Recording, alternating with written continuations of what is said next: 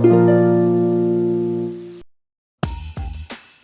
are Nnamdi and Ashley, two beautiful souls who found each other at the right time. We quickly fell in love with each other's dreams for our future together. This journey has been blissfully romantic so far. Join us as we celebrate our milestone in our lives.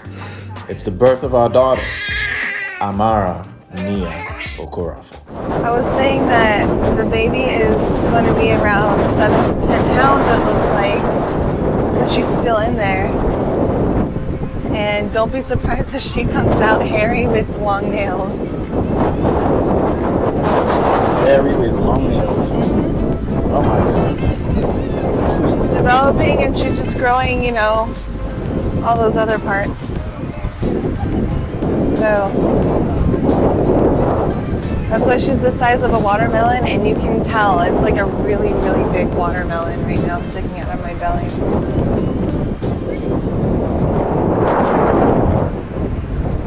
Yeah, she does look like a big old watermelon.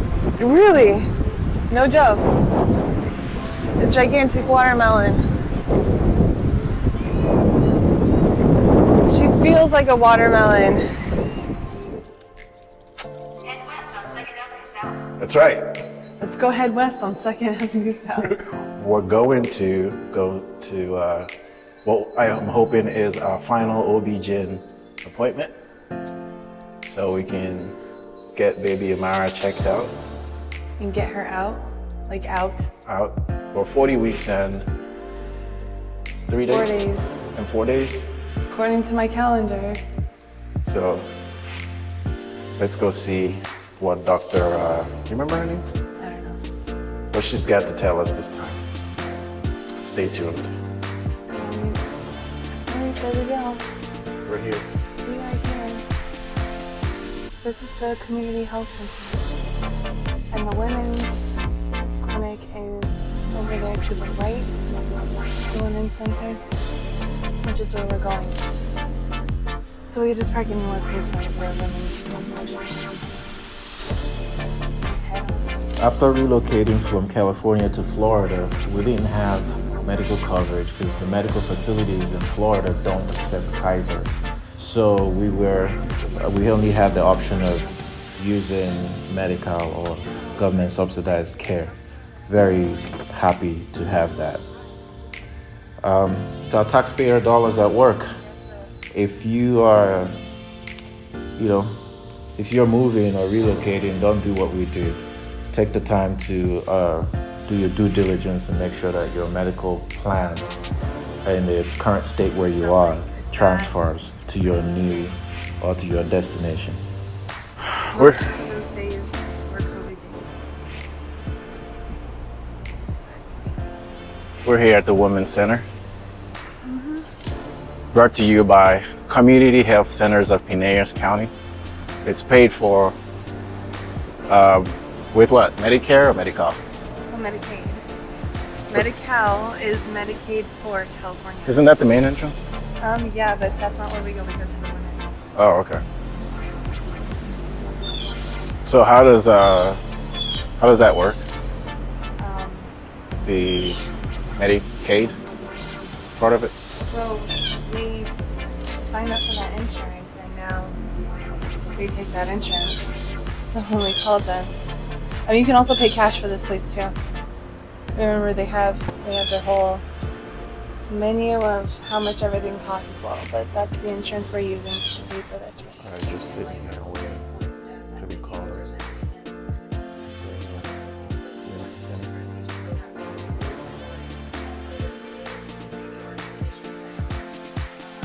The baby is growing and your body is changing.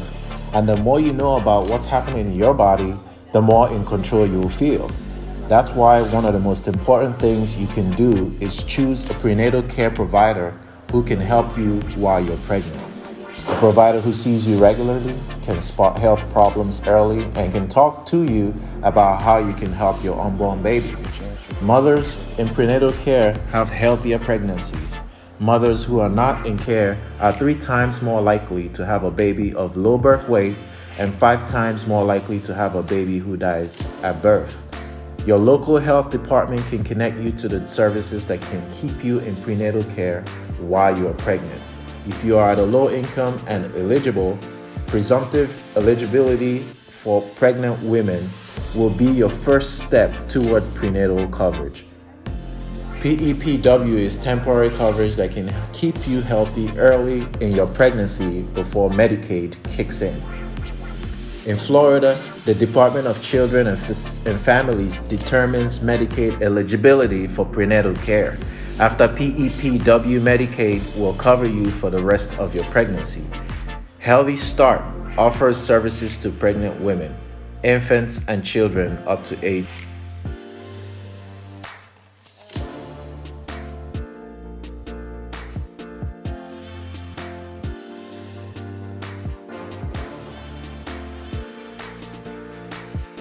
Yeah, I guess extra.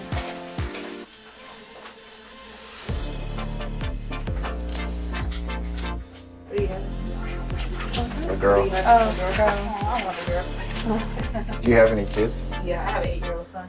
So this is our first one, so we're trying to get all the information that we. Get some rest. Yeah.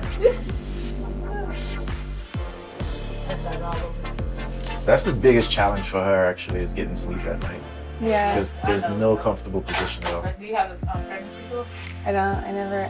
That's probably one of my biggest regrets. I never invested in one. A pregnancy what? Pillow. I don't even know what it is. It's a really big pillow, but it's so comfortable. It helps me out a lot. We found out that there's this air mattress that they sell on Amazon for about $60, and it controls. You know how the big ones in the hospital, and it has that pump at the end of the bed, but this one's actually a personal one. You can buy online. I never heard of Yeah, so we're just like, we should have had that. A while ago. it. We should have had a pregnancy book. That's so funny. I know she's ready to have Yeah. Amara. I'm ready to go. Let's go. This is 40 weeks and 4 days. Yeah, I've never been over this, so I don't know that. I had my son 2 weeks early, and I had a C-section. I had a C-section again, so that's gonna be out in a week. She's scared of C-section. I kept telling her it's I mean, normal. you can push though. You can push. They're only gonna give you a C-section If necessary. You go. So, underwear up Okay. and just cover that, okay? Thank All you. right. And you just want you to her, okay? Okay. You hear that? Yep. What was your takeaway? That you're gonna be okay. Oh. That was the takeaway. Being overdue is not unusual. Being overdue is the worst. Oh, crap. Being overdue sucks. All right, let me turn this off. You don't need a strip in front of the camera. Yeah. This is a what? To preserve my Dignity? dignity. This is the dignity cover. What dignity is left in the OB-GYN office for a pregnant woman? I don't know, because I'm getting the cervix checked. That's not even, for those who don't know, that's where they just take their hands and start digging and shoving their hands, and then they go, it's about this That many. seems so sexual. Gross. But do you feel sexually stimulated? No. What the heck kind of question is that? No, that's disgusting. That's a very valid question. No, not really. No. You feel just like super uncomfortable and in pain. It is a terrible feeling. Okay. So that's a valid question. I haven't And answered you're for just like, the whole time. It's really bad.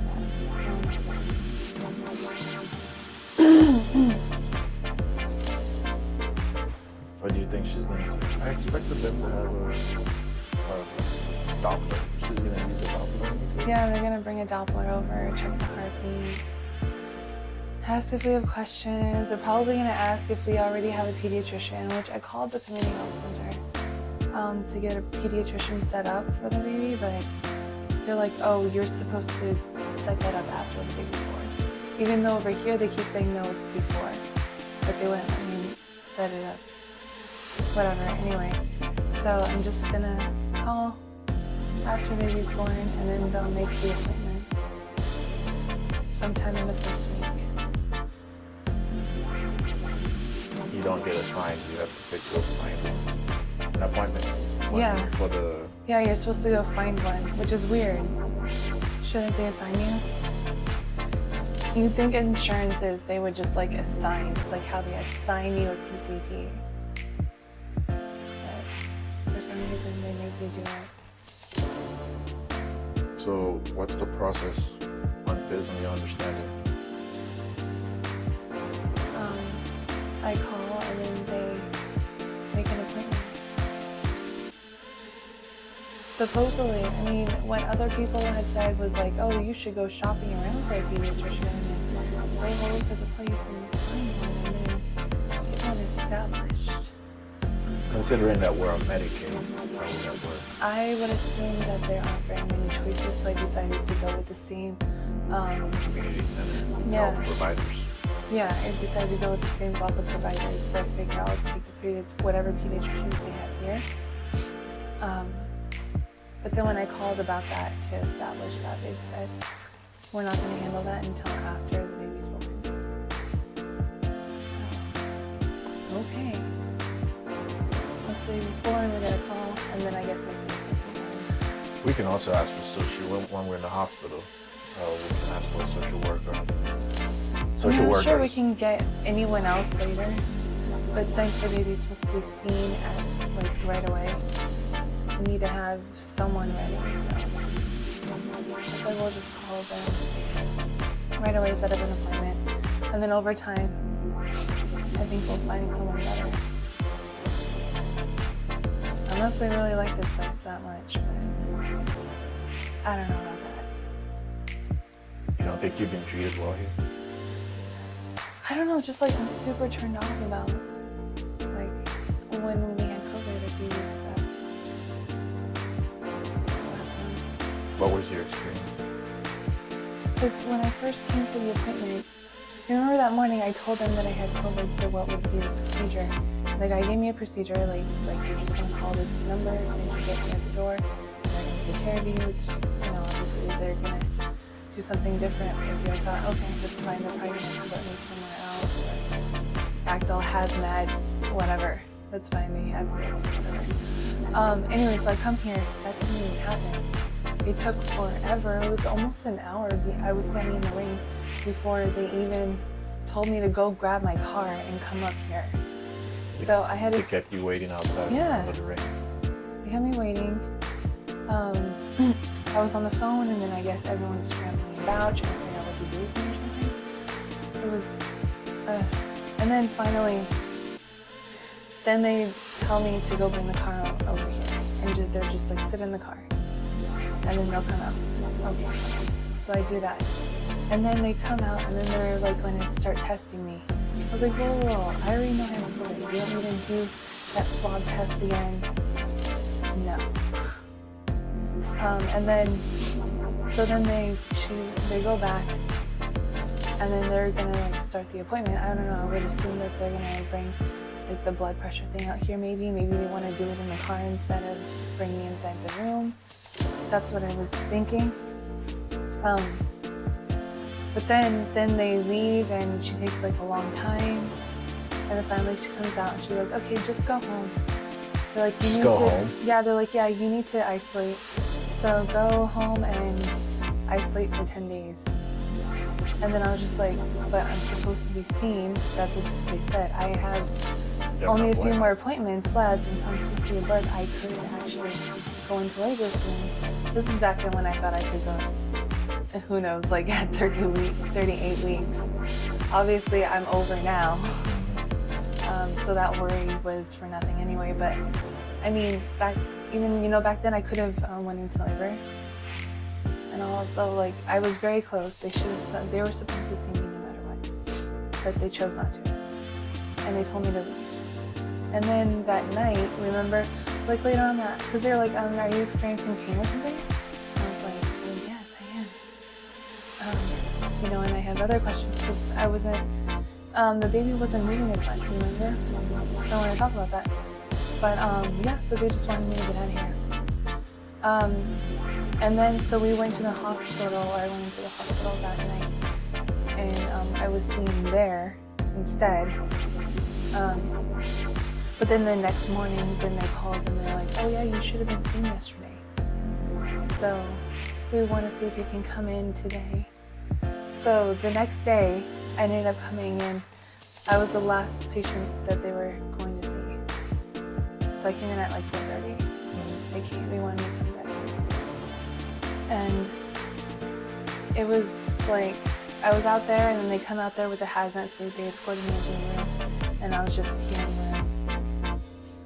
You know, sitting here waiting and, you know, being all uncomfortable and sick. And then they got the appointment over with and then I was, How could that have been handled better? it could have been handled better. They should have known what they were supposed to do. You should have had a protocol in place. Yes, they should have had a protocol in place. That didn't involve having you wait outside under the rain. Mm-hmm. But, you know, where would they have had you wait? I mean, they could have said immediately when I got there, they could have said, look, we can't really bring you into a room. So what we're going to do is we're going to do your appointment in your car. Or a telehealth appointment? They could have done anything like that. But since they need to check the baby's heartbeat, and they could have came out with the Doppler and everything like that. Right. You know, so they could have said, we're going to do your appointment in your car. Just wait for the physician to come out. Or, you know, the nurse or like whoever is going to come out and do your vitals and everything like that. So they should have said, just pull your car up and wait there and we'll just do it there. And they could have did it that way. Or they could have, even if they were going to bring me into a room, they should have just brought me into a room. But they shouldn't have gone through the whole mess. Because even that day that, when they had me come later on the next day when they had me come for that appointment and I was the last person seen, they didn't allow me to come into the facility until much later. They still had me sitting outside and it was raining, pouring. There were no chairs or anything like that. So they weren't really considerate at all. And they know that I'm sick at the time. So they treated me like I was a problem rather than a patient that they needed to take care of and have empathy for. Right. The process lacked empathy. Yeah. They didn't really treat me like a person. I felt. And I was like in so much pain and I think I had a fever during the time. And it was raining and I couldn't even hold myself up. I was very weak. So there were no chairs outside. I actually ended up sitting on the curb until they were ready to call me in because it took forever. So I sat on the curb in the rain and just waited. And then they were like, finally they were like, you can come in. And even like just getting up, because I was soaked, I was full of rain. I was like wet. And getting up from the curb because it's so low, it was like really hard. And no one came to help me get up or anything like that. It was just like, get up. Here's your appointment. Everyone's ready for you. You piece of disease. It was like, yeah, it felt really bad that day. So yeah, and then I was like wet and I just sat here. And then they had me waiting in this room for a long time. I was like really uncomfortable and in pain and you were trying to keep yourself. It was the best. Hello. Hello. Good to see you. Okay. Do you mind being on camera? That's okay. Do I mind being on camera? Yeah. Okay. So I'll just record her then. Yeah. Can I ask you before and after you okay? Sure, no problem. We don't mind. Yeah, I'll get up. No worries. Okay, great.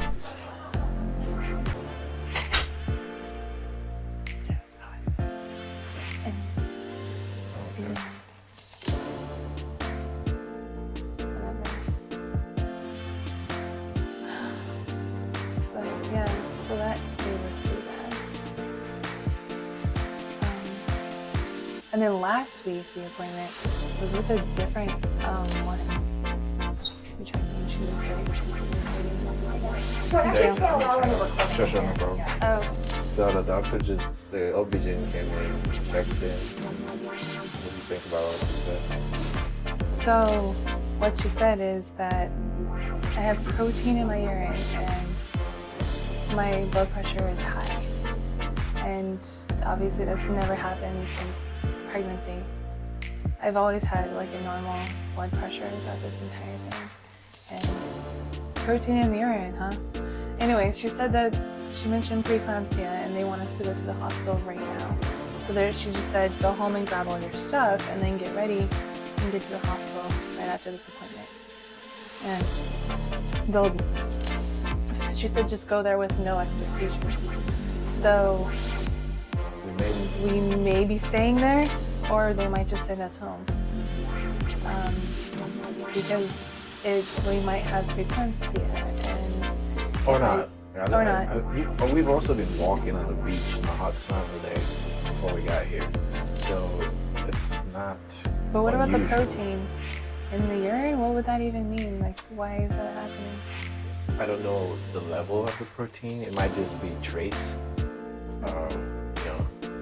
Some of these tests are not 100% proof. So unless there's repeated similar test results over time, you can't really just go off of one test.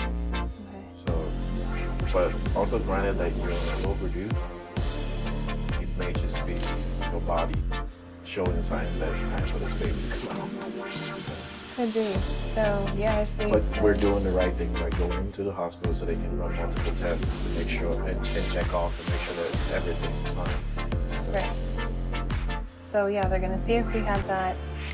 And if we do, I get induced and I start to go into labor. I might actually get induced regardless anyway. It's like what she said, because I'm technically overdue. So we'll see what they say. I might be induced and I might be having a baby soon. stay tuned, fellas. NYUD. Well, just Google immediately says that their main symptoms of What? preeclampsia, high blood pressure, swelling of hands and feet, and protein in urine. Wow. My feet are definitely swollen. So you But then checked off again- all three. Yeah, I got protein in the urine and high blood pressure. So what is it? A potentially dangerous pregnancy complication characterized by high blood pressure. Preeclampsia usually begins after 20 weeks of pregnancy in a woman whose blood pressure had been normal. It can lead to serious, even fatal complications for mother and baby. So we do have an emergency on our hand. Yeah. If your blood pressure is running at over 140 systolic, did she say 4 hours apart? And you have swollen hands and feet with blood in the urine, with protein in the urine. Those are the Yeah. criteria Like for preeclampsia. So what's the treatment? And what's the prognosis?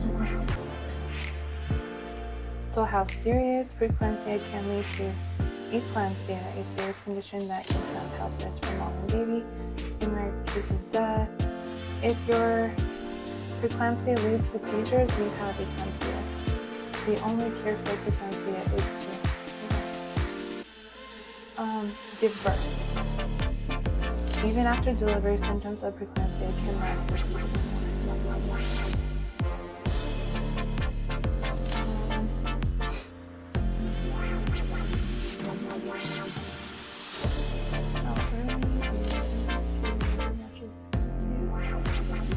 If you have preeclampsia, you can have a vaginal birth, yes.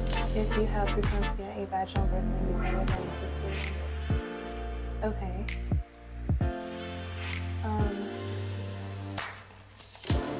But I don't get what's actually happening though. That's my, like, what does it actually mean? We got what seems like an emergency on our hands here. She's showing signs of preeclampsia, which is a medical emergency. And the OB-GYN just gave us a script to go straight to the ER. And that's what we're gonna do, because we're not gonna stall to try to find out what happens. Where did we park? Oh, we parked right there. But we were trying to figure out exactly what is preeclampsia, and that's gonna be. Yeah, because what is actually going on the inside? All I see are symptoms and, you know, that it's an emergency situation and blah, blah, blah, but I can't figure out what that actually means. What is happening with my body right now? What's it doing? What is her body doing? What is I the don't know. message? I really think it's just that Amara is ready to come out. That's it. And she just doesn't know how to do it. She doesn't know how to do it. She wants help. She needs help, okay? Because All right. you're 40 weeks and 4 days. And then you suddenly go from no symptoms to being unbearably uncomfortable, swollen hands and feet, high blood pressure, high blood pressure, protein in the urine. That's just the message that the baby is ready to come out. And we're gonna go to the hospital so the baby can come out. We're ready to have her. All right, let's go. I mean, we just did a preliminary heart, they did the Doppler test while we were in there, and her heart rate's great. It's at 160. But she did scare me in there now. She's like, you're gonna take all this medication, and if you're not dilated yet, we gotta dilate you, and it could be like a several day process. Oh my God. No, it's expected. Like, they're gonna try to induce you. So It's gonna get crazy. it's all good. Or we'll see what happens. We'll see. We'll see what happens. Yeah. All right. So here I am. You These go. are for the memories, right? It's for the memories. Go ahead. Here I am. About to go see if I have preeclampsia and if I'm gonna get induced and have this baby. Hopefully it's not that much of an emergency situation. Hopefully not. I mean, even if it's an emergency situation, I just like don't want it to be like serious and bad and like, oh no, we all might die. All right. I don't want that kind of emergency. So everybody.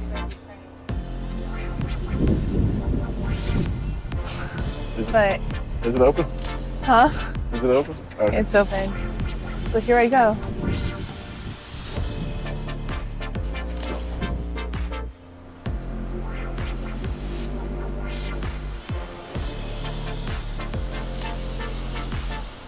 We're having parking problems.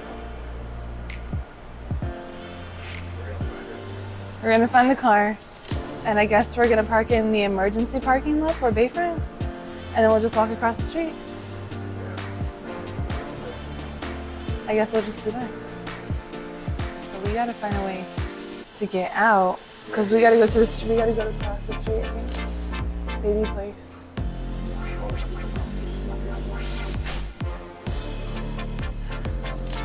How to... Yeah. We don't know. We'll see.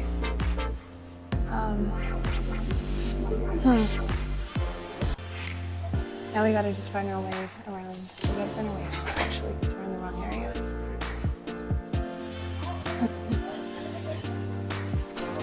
Okay. Let me get that $10 back.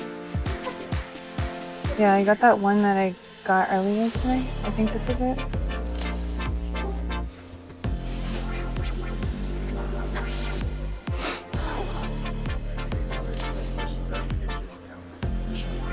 Okay. Hello.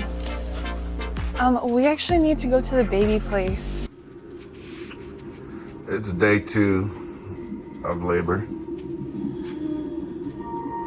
And how you doing, Ashley? Not good. I don't feel good.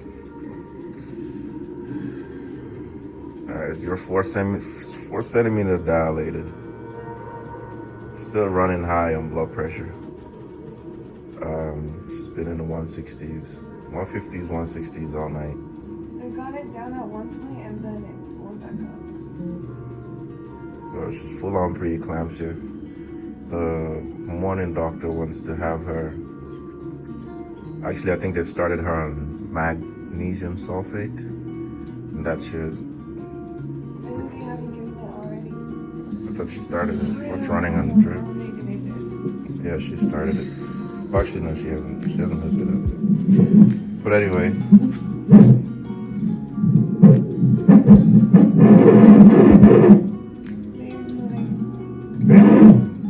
That's Amara in there. She heard my voice and she's getting excited. What the heck is going on? She can come out. Oh my god. So you were on fentanyl yesterday. Give you some fentanyl, and that helped a bit. But today we're debating getting some epidural.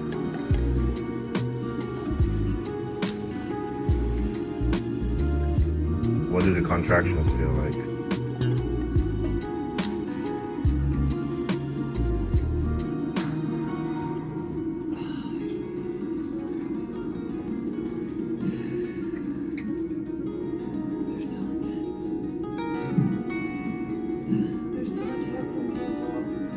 It's like my back, my legs.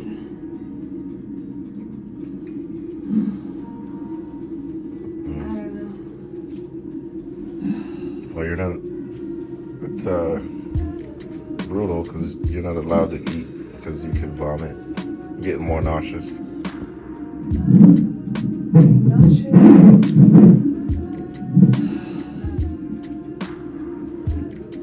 Blood pressure's high. They're giving me medication. I'm shaking.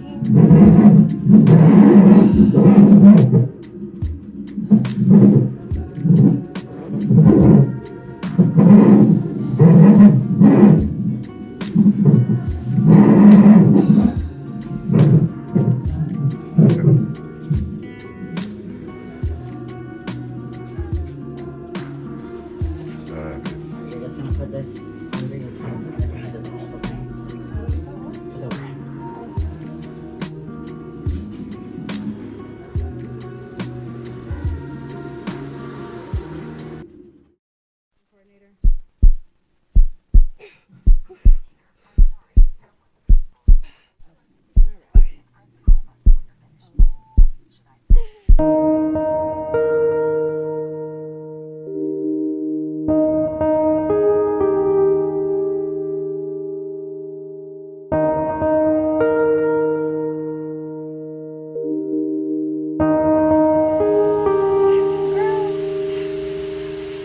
That is not your mama's boob. That is not no bottle. It's your index finger. That is your finger. What are you doing? Girl? What are you doing? Two little hairy arms. I know.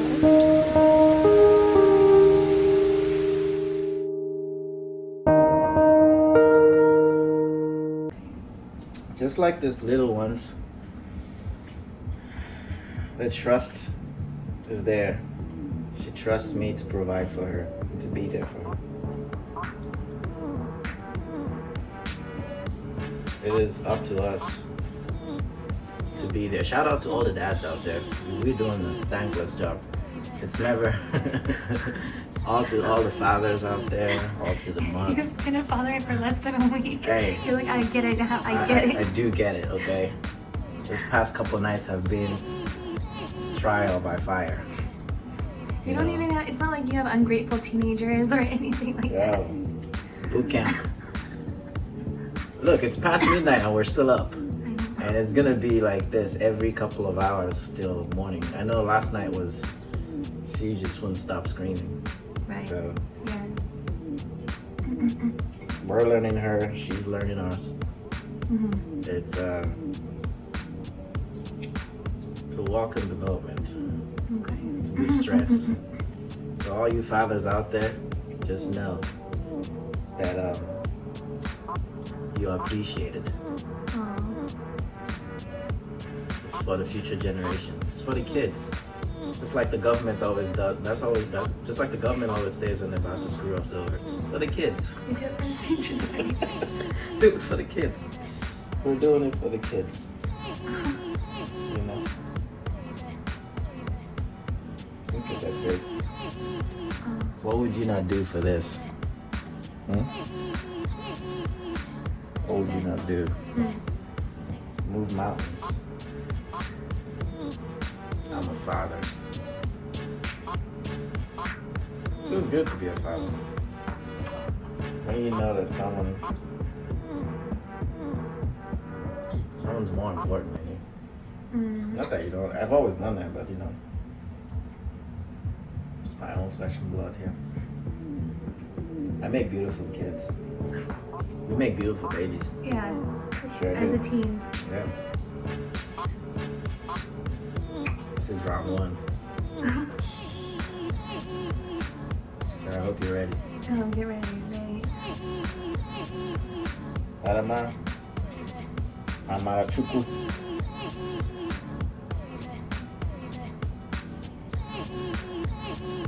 Blessing. She's a blessing to this home. Mm-hmm. Are you done, babe? You had enough? We're having to bottle feed her for now. But Not for long. not for long.